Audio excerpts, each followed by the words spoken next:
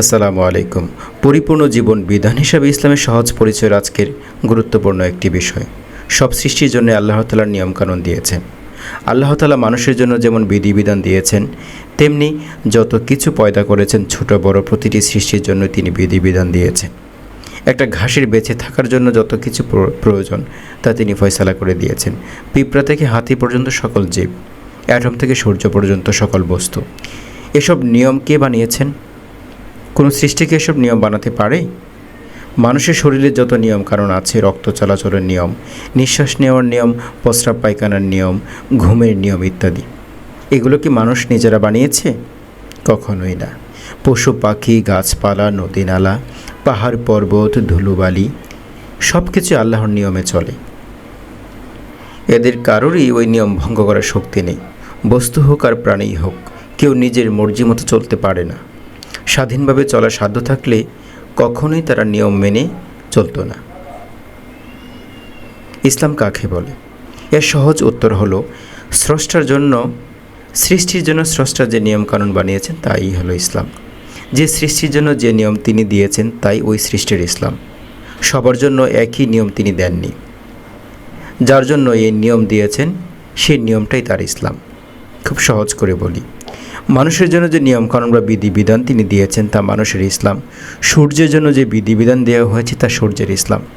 পানির জন্য যে বিধান দেওয়া হয়েছে তা পানির ইসলাম। এভাবে ছোট বড় সব জিনিসও জীবেরই নিজস্ব ইসলাম রয়েছে। খুব খটকা লাগছে, তাই না? আসুন বিস্তারিত শুনি। ইসলাম দুরকম। অবাক লাগছে, তাই না? আসুন। মানুষের ইসলাম ও অন্যান্য সৃষ্টির ইসলামের মধ্যে দুদিক দিয়ে বেমিল বা পার্থক্য রয়েছে। যেমন, মানুষের ইসলাম নবীর মাধ্যমে মানুষের কাছে পৌঁছেছে। অন্যান্য সৃষ্টির ইসলাম নবীর কাছে পাঠানো হয়নি। এমনকি মানুষের শরীরের জন্য যে ইসলাম তাও নবীর মাধ্যমে আসেনি। আল্লাহ তাআলা মানুষ ছাড়া অন্যান্য সৃষ্টির ইসলাম নবীর মাধ্যমে না পাঠিয়ে প্রত্যেক সৃষ্টির উপর তার জন্য তৈরিকৃত ইসলাম তিনি নিজে সরাসরি চালু করেছেন। নবীর মাধ্যমে মানুষের জন্য যে ইসলাম পাঠানো হয়েছে তা আল্লাহ তাআলা মানুষের জন্য নিজে সরাসরি চালু করেন না। যদি তিনি সরাসরি চালু করতে চাইতেন তাহলে নবী না পাঠিয়ে অন্যান্য সৃষ্টির ইসলামের মতোই মানুষের ইসলামও তিনি নিজে জারি করতেন।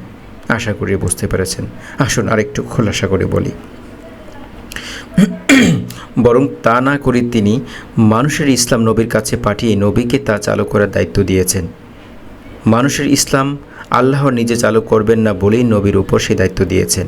এই দায়িত্বটাই হলো খিলাফতের দায়িত্ব। ইসলাম আল্লাহর দেওয়া বিধান, তিনি নিজে তা জারি না করে তার পক্ষ থেকে জারি করার দায়িত্ব নবীকে দিয়েছেন। কারো পক্ষ থেকে অন্য কেউ কোনো কাজ করলে তাকে প্রতিনিধি বা নায়েব বলা হয়।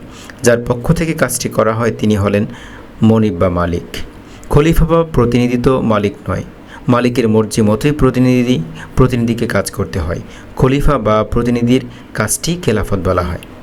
প্রতিনিধিকে আরবিতে খলিফা বলে। মানুষের জন্য আল্লাহ তাআলা যে ইসলাম রাসূলুল্লাহ সাল্লাল্লাহু আলাইহি সাল্লামের নিকট পাঠালেন তা তিনি খলিফা হিসেবে চালু করার দায়িত্ব রাসূলুল্লাহ সাল্লাল্লাহু আলাইহি সাল্লামকে দিলেন। আল্লাহ নিজে যখন জারি করবেন না তখন জারি করার দায়িত্ব কাউকে না কাউকে তো নিতেই হবে। আল্লাহ তাআলা কোরআন মাজিদে ঘোষণা করেছেন তিনি মানুষের দুনিয়ায় খলিফা হিসাবে পয়দা করেছেন। তাই যে ব্যক্তি রাসূলুল্লাহ সাল্লাল্লাহু আলাইহি সাল্লামের উপর ঈমান আনবে তাকেও ওই দায়িত্ব পালন করতে হবে। ওই দায়িত্ব পালন না করলে কেউই আল্লাহর খলিফা হিসেবে গণ্য হবে না। এখানে একটা বড় কথা বুঝতে হবে, আল্লাহ মানুষকে শুধুমাত্র খলিফা হিসেবেই পাঠিয়েছেন। তাই দুনিয়ায় খলিফা বা মনিব হওয়ার কোনো ক্ষমতা মানুষের নেই। যদি কোনো মানুষ আল্লাহর খলিফার দায়িত্ব পালন করতে না চায় তাহলে সে যা করবে তাতে সে শয়তানের খলিফা হিসেবেই গণ্য হবে। কারণ আল্লাহর বিধান যে পালন করবে না সে অন্য যে বিধানই মেনে চলে তা শয়তানের বিধানই। শয়তানের বিধান এইভাবে আল্লাহ তাআলা সূরা বাকারার 208 নম্বর আয়াতে ঘোষণা করেছেন, দুনিয়ার মানুষকে খলিফা হতে হবে, অন্য কিছু হওয়ার সুযোগ নেই। হয় আল্লাহর খলিফা আর না হয় শয়তানের খলিফা। আশা করি বুঝতে পেরেছেন। আজকের মতো এই পর্যন্তই। দেখা হচ্ছে। আসসালামু আলাইকুম।